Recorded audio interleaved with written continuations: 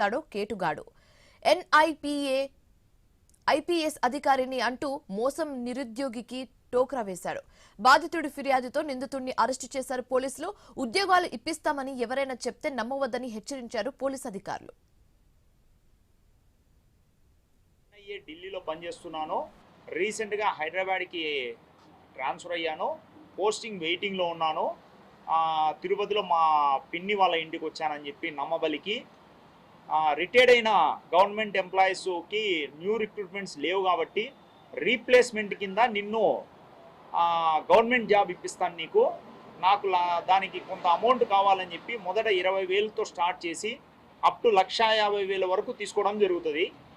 కానీ ఇతనికి ఎక్కడే కానీ జాబ్ వచ్చినట్టు, జాబ్ ఇస్తున్నట్టు ఎలాంటి ఆధారాలు దొరక్కపోయేటప్పటికి నా డబ్బన్నా ఇప్పించు, లేదంటే జాబ్ అన్నా ఇప్పించంటే అప్పుడు అతని మోసము ఇతను గుర్తించి ఇతను డబ్బు ఇవ్వట్లేదు, జాబు ఇవ్వట్లేదు అని చెప్పి అతను నిలదీస్తాడు. తర్వాత అతను మోసగాడని చెప్పి ఇతను కనుక్కోవడం జరుగుతుంది, ఐపీఎస్ కాదని చెప్పి. నేను